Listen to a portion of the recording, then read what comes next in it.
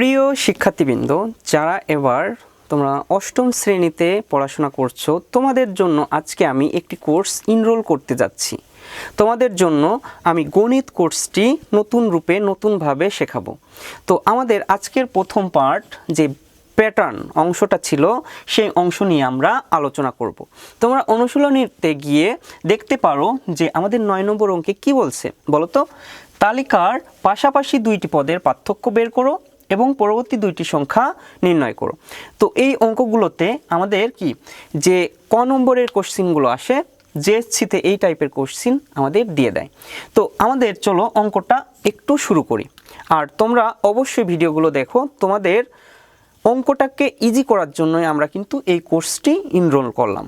So আমরা চলো শুরু করি। তো আমাদের এখানে প্রদত্ত তালিকাটি আমরা একটু দেখে নিই। প্রদত্ত তালিকাতে কি আছে? প্রদত্ত তালিকাতে আমরা কি লিখব? দেখতে পাচ্ছি যে আমাদের কিছু সংখ্যা আছে। সংখ্যা কি? 7 আছে, তারপর কি আছে? 12 আছে, তারপর কি আছে? 17 আছে, তারপর কি? 22, তারপর কি? 27। তো আমাদের পরবর্তী সংখ্যা যদি বের করতে চাই, মানে পার্থক্য যদি বের করতে চাই, ফার্স্টে আমাদের কি এই সংখ্যা থেকে আমরা কি করব? বিয়োগ করব। পার্থক্য মানেই কি? বিয়োগ করা, তাই না? বিয়োগ করলে আমরা কিন্তু এর পার্থক্যগুলো বের করতে পারি। তো আমরা একটু পার্থক্য বিয়োগ করি। যে আমরা পার্থক্যর সূত্র হলো দ্বিতীয় পদ বিয়োগ প্রথম পদ। কি বলছি? দ্বিতীয় পদ থেকে আমরা কি করব? প্রথম পদ বিয়োগ করব। তাহলে আমাদের সূত্রটা কি? পার্থক্যের সূত্র হলো, একটু লিখে নাও তোমরা। পার্থক্যের সূত্রটা কি? আমরা লিখব দ্বিতীয় পদ মাইনাস প্রথম পদ, তাই না? তাহলে আমরা একটু দ্বিতীয় পদ কি ছিল? 12 ছিল। তাহলে আমরা 12 বিয়োগ 7 করলাম। তাহলে আমাদের পার্থক্য কত হচ্ছে বলো তো?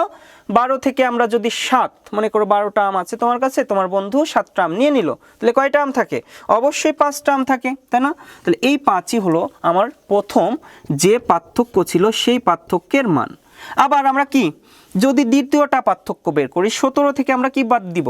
আমরা 12 বাদ দিব। তাহলে এখানেও কি পাচ্ছি? দেখো 5 পাচ্ছি। আমরা এর পরেরটা কি করব? পরের পদ মানে 22 থেকে 17 যদি বাদ দেই, তাহলেও কিন্তু আমরা 5 পাচ্ছি। আবার কি 27 থেকে যদি 22 বাদ দেই, তাহলেও কিন্তু আমরা 5 পাচ্ছি। তাহলে বলো তো, দুইটি পদের পাশাপাশি দুইটি পদের পার্থক্য আমরা কত নির্ণয় করলাম বলো তো? অবশ্যই 5। তাহলে বুঝতে পারছো যে পাশাপাশি দুইটি পদের পার্থক্য আমরা কত পাচ্ছি? 5। তাহলে আমরা লিখে ফেলি পাশাপাশি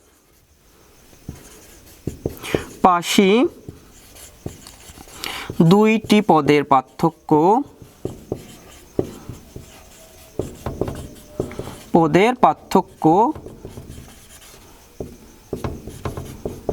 সমান কত পেলাম? 5।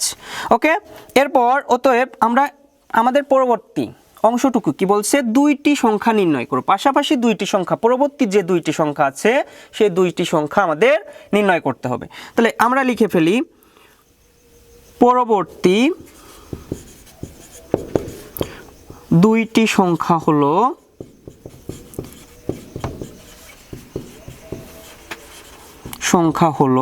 তাহলে যেহেতু সবগুলো পদের পার্থক্য 5, তাহলে আমরা যদি 27-এর সাথে লাস্ট যে আমরা পদটা বের করছি তার সাথে যদি আমি 5 যোগ করি, তাহলে আমাদের কি হবে বলো তো? দুইটি সংখ্যা বেরো যাবে, পরবর্তী দুইটি সংখ্যা। তাহলে আমরা ফার্স্টে কি করব?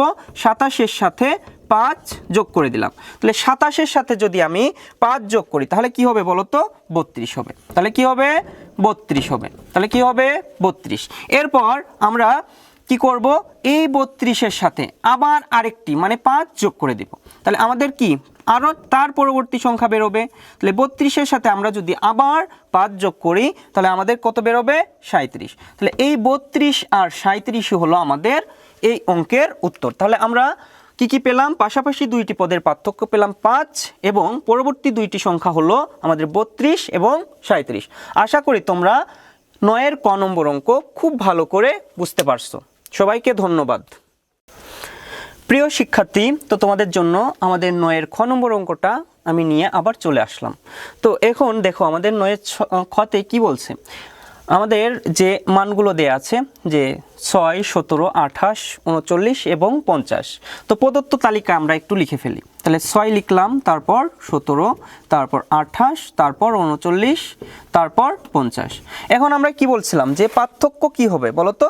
দ্বিতীয় পদ থেকে আমরা প্রথম পদ বাদ দিব। তাহলে দ্বিতীয় পদ কত ছিল বলো তো? 17। তাহলে 17 থেকে আমরা কি বাদ দিব? 6। তো 17 থেকে 6 চলে গেলে আমাদের কি থাকে? 11। তাহলে এই দুইটার পার্থক্য কি হবে? 11।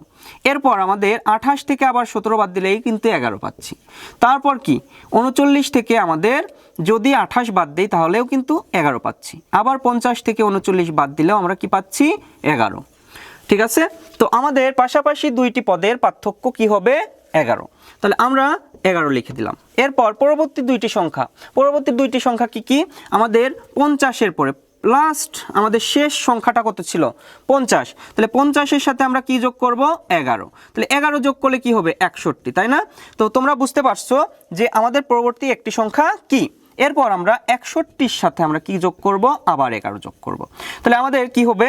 আমাদের পরবর্তী অঙ্কটা হবে 72। তাহলে বুঝতে পারছো যে আমাদের বলছে তালিকার পাশাপাশি দুইটি পদের পার্থক্য আমরা 11 এবং পরবর্তী দুইটি সংখ্যা হলো আমাদের 61 এবং 72। এটাই হলো আমাদের অ্যান্সার বা উত্তর। যেহেতু আমরা পাটিগণিত করছি এই কারণে আমরা একটু উত্তরটা লিখব, অ্যান্সারটা লেখা যাবে না।